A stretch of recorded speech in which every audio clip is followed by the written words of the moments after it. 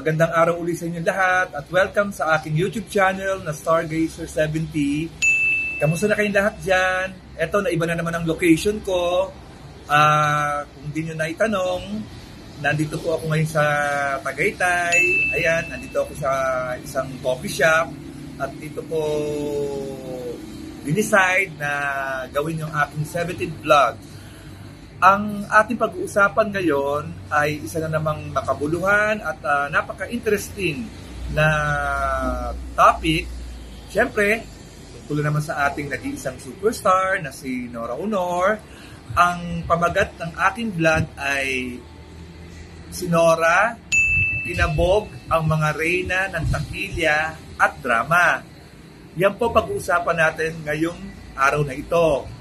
Well, alam na natin kung ano yung naging tahak ng karir ng ating superstar noong 1970s. Ang di natin alam, yung sino-sino ba yung mga reyna ng pelikulang Pilipino noong 1960s. Siyempre, nandyan si Amalia Fuentes at Susan Roses. Sila po ang naging magkatunggali at magkatapat, ngunit iisa lang po ang home studio nila sa Sampaguita Pictures, di ba? So, nandumating po ang isang Nora Aunor noong late 60s.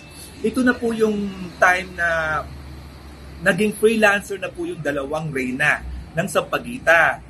Pwede na po silang gumawa ng pelikula sa ibang home studio, sa ibang production. Then, si Ate Guy po, nag-start na po yan sa Sampaguita Pictures. Ngayon, noong time po na mga late 70s o late 60s rather, si Ate Guy po ay pumaimbulog na po sa paggawa ng pelikula. Ito na po yung oras at panahon na kinabog na po niya yung dalawang reyna ng Sampaguita na sina Amalia at Susan Roses. Ganda po ang kanyang pasok dahil noong time na po noon na kanya pong pag-usbong bilang isang artista, siya lang po yung nakakitaan ng talento sa pag-awit. I mean, she's a genuine singer. She's a talented singer. She has a voice. She has a distinct voice. Kaya mas lalo po siyang hinangaan ng masang Pilipino. Unlike po doon sa dalawa, kay Amalia at kay Susan Roses, nag-concentrate lang po sila sa drama, sa comedy. Minsan, may mga musical comedies din sila at musical drama. Yan po ang edge po ni Nora Aunor. Kaya nagulat po at nagulantang po lahat dahil sa pagpasok niya na hindi inaasahan ng lahat dahil na-break niya po yung color barrier ng mga sinaunang artista noon. Kamukha din po nila Amalia at Susan Roses na wala na rin po sa ningning ang pagiging leading ladies ni na Gloria Romero at Nida Blanca. Kaya nung time po ng 70s, ang alam ko po, madalang na rin na po gumawa ng pelikula sina Amalia Fuentes at Susan Roses dahil mismo po silang dalawa ay nagsabi po, and this is a living testament, na talagang ipinanganak na ang nag-iisang superstar noong dekada 70. Okay? Moving on, yung dalawa, si Amalia at Susan, mga nagkaroon din po yan ng mga box office hits noong 1960s. Silang dalawa po ang pinagsasabong noong time na yon at kung sino pong leading man ni Amalia Fuentes, nagiging leading man din po ni Susan Roses. At ang pagkakaalam ko po, marami din po silang nagawang mga smorgasbord films with other leading actresses ng Sampaguita Pictures. Nakakasama na rin po nila sila Gloria Romero, sina Paraluman, Carmen Rosales, Lolita Rodriguez, Rita Gomez, andyan din sila Marlene Dauden, Barbara Perez, so on and so forth. Kaya yung pong mga artistang nabanggit ko, kasama na po sina Amalia at Susan, lahat po yan ay tinadyakan ng ating superstar popularity-wise. Maski po, yung mga stars of 66, sina Rosemary, Gina Pareño, sino ba? Judy Cachola, sina Liberty Ilagan, sina Blanca Gomez, pati po yan ay talagang pinakain po ng alikabok ng nag-iisang Nora Aunor. Kaya nung dekada 70 po, nang pumaimbulog na po ang ating superstar sa Pinilakan Tabing, talagang lahat po napahanga, lahat po namangha. Dahil, biruin nyo, isang maliit na babae, maitim, although hindi naman maitim, I would say kayo manggi, na hindi naman mukhang artista, pero minahal po ng masa. Yan po ang malaking pagkakaiba na ginawa ng popularity ng isang Nora Aunor kumpara po sa mga naging reyna nung dekada 70 bago siya. Marami na din pong nagawang pelikula yung dalawa outside sa Pagitan Pictures. Pero nung gumawa po sila ng pelikula noong 1970s, hindi na po masyadong kumikita. Dahil, ito na nga po, yung pagsibol ng kasikatan ng ating nag-iisang superstar na si Nora Aunor. Gumawa po siya ng mga musical films hanggang sa siya po ay nag-crossover na rin po sa paggawa po ng mga serious drama films hanggang sa siya po ay nagustuhan na at nakilala na ng mga kritiko. Ito na po yung panahon na siya po ay naging isang tanyag na actress na from the true sense of the word. Kaya magmula po dun sa mga reyna ng Tagpilya, pati po yung mga sinasabi ng nila noon na mga veteranang actress na magagaling po sa drama ay kanya rin pong nalampaso. Sina Lolita Rodriguez at si Charito Solis na binansagan din po sila noon bilang mga reyna ng drama. Nakasama po ni Ate Guy ang dalawang batikang actress na ito sa magkaibang pelikula. Si Lolita Rodriguez po ay nakasama niya sa pelikulang Inakan ng Anak Mo, at si Charito Solis naman po ay nakasama ni Ate Guy sa Minsan May Isang Ina at sa The Floor Contemplation Story. Kaya lang po, sa Floor Contemplation Story, wala po silang eksena ni Ate Guy. Okay? So, ito na po yung sinasabi ng mga kritiko na nanganak na po ng nanganak ang talento, ang galing at husay ni Nora Aunor noong dekada 70. Hindi lang po yung popularity niya, hindi lang po yung box office supremacy niya, pati po yung pagiging actress niya ay napansin na po at kinilala ng iba't ibang kritiko sa Pilipinas. Kaya yung kanya pong journey bilang artista at bilang singer, na-sustain po ni Ate Gayan buong dekada 70 hanggang dumating po ang dekada 80. Pero ang naging makasaysayan po talaga sa naging pagpasok ni Ate Guy sa larangan ng pelikulang Pilipino ay ang kanyang mga milyong-milyong tagahanga na hindi natin sukat akalain na ang isang katulad niya na galing sa Iriga, probinsyana kung tatawagin natin, na nag-umpisa lang kumanta at nanalo sa tawag ng tanghalan ay sasambahin ng milyong-milyong Pilipino. Hindi ba po? Yan po ang katotohanan na hindi po nagawa ni Amalia Fuentes at Susan Roses noong dekada 70. Although, meron din silang mga legions of fans that time. They have. Dahil sila naman po ay mga respetadong mga actress. Okay? Ano ba yung essence sa isang pagiging reyna ng pelikulang Pilipino?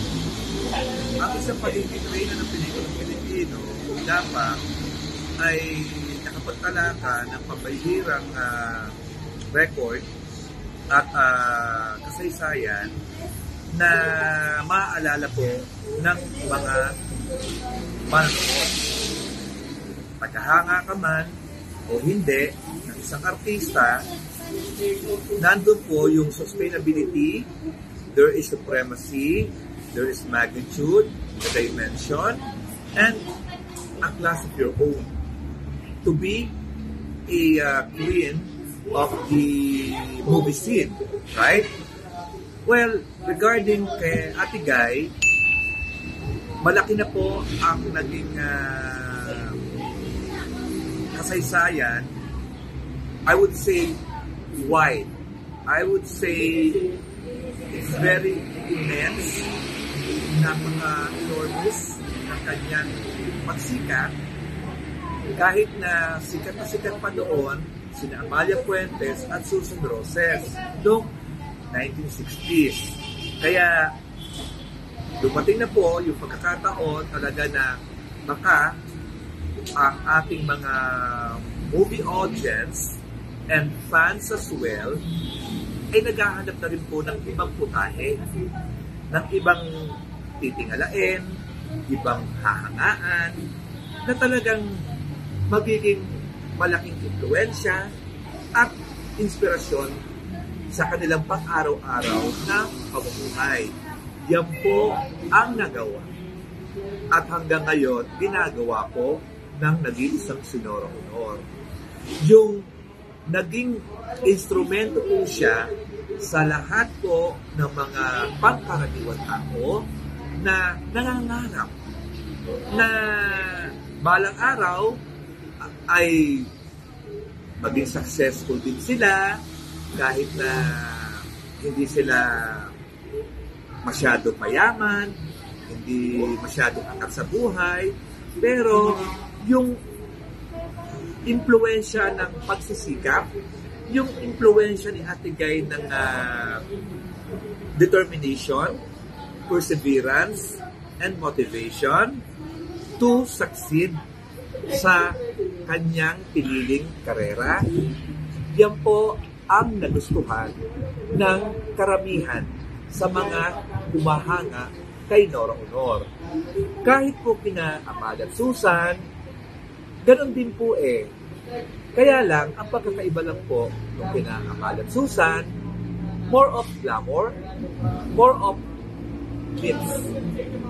Nakikita ng mga fans nila na magaganda sila, nakaayos sa publiko, matatangkad, matamistisahin. Yan din po ang nagugustuhan din po ng mga tagahanga. Because I think ang talagang philosophy po sa isang fandom, sa isang paghanga, ay yung nagiging role model po ang isang artistang hinahangaan po natin.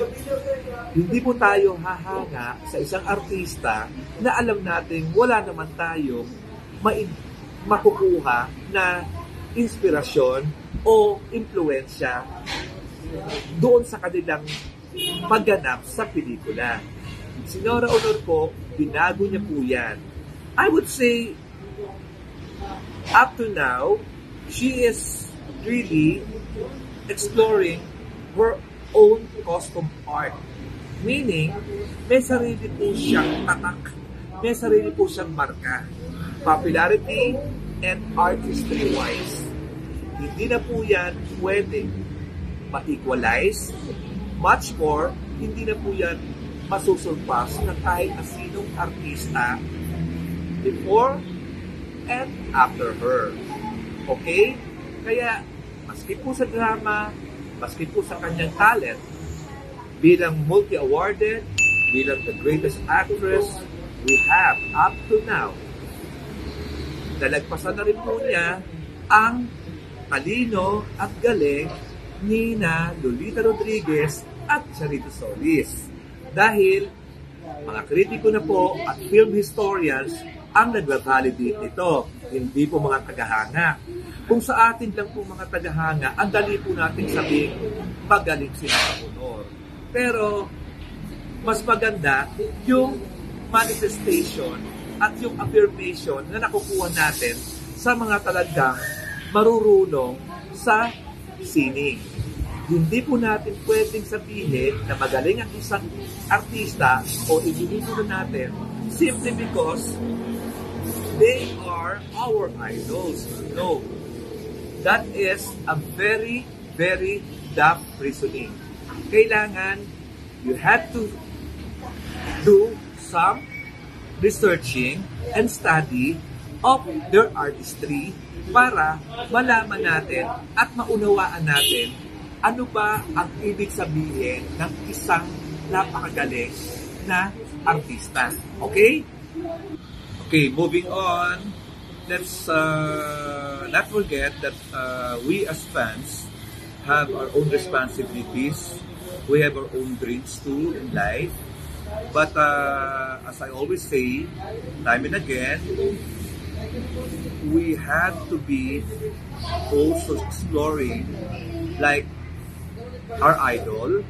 We have to make it the best to our respective lives like our idol. Maganda yung na-adapt natin sa ating mga pansariling kapasidad na marunong din tayong magsumikap, marunong din tayong maging mapagkumbaba, marunong din tayong magbigay, to be generous of to other people. Well, it's easy to be kind, but we have to make it sure that we have also our own way of giving to ourselves. Hindi lahat puro sa ibang tao, hindi lahat puro sa awa. Siyempre, meron din tayong mga duties sa ating mga buhay, just like our superstar, si Ate Guy. Ganun yun eh. Maganda rin yung naging ehemplo, maganda rin yung naging experience niya sa kanyang karera na she started from the scratch. Iniisip niya yung kanyang pamilya, paano sila makakaluwang-luwang. Then, she made use of her brilliant talent. She made use of her singing prowess and her acting ability na she wasn't even expecting na ganun katayog ang magiging popularity niya sa mundo ng kanyang pinasukan.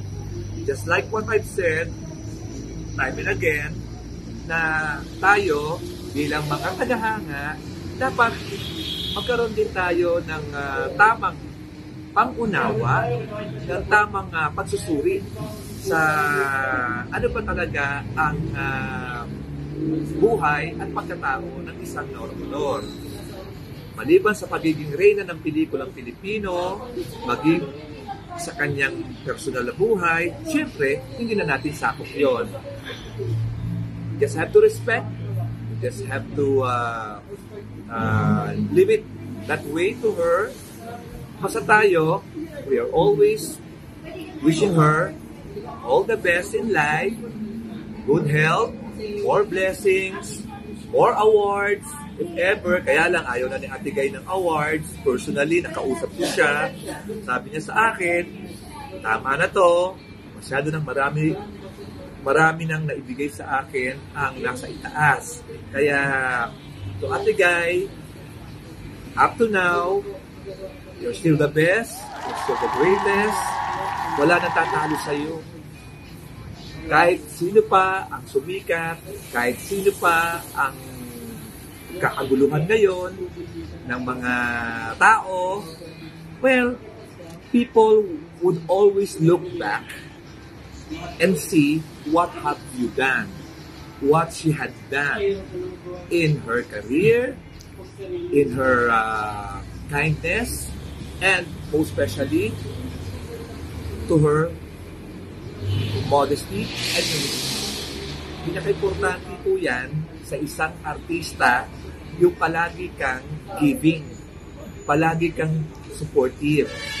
Hindi pwede yung magmamalaki, hindi pwede yung magmamataas just because nalunod ka sa kalahating basong tubig lamang. Everything is temporal. Everything is perishable in life. Ang hindi lang makukuha sa atin, yung legacy natin bilang tao, kung paano tayo nakisama at nakitungo sa ating kapwa-tao. Di ba po? Tama po yan. Kaya, before I end this vlog, gusto kong pasalamatan muli kayong lahat kung masubaybay sa ating YouTube channel na Stargazer70. Magkita-kita tayo muli sa ating next vlog at maraming salamat po sa lahat at sa patuloy ninyong pagtangkilik sa ating YouTube channel. Again, mag-ingat tayong lahat. Mabuhay kayo. Mabuhay ang ating nag-iisang superstar. God bless us all.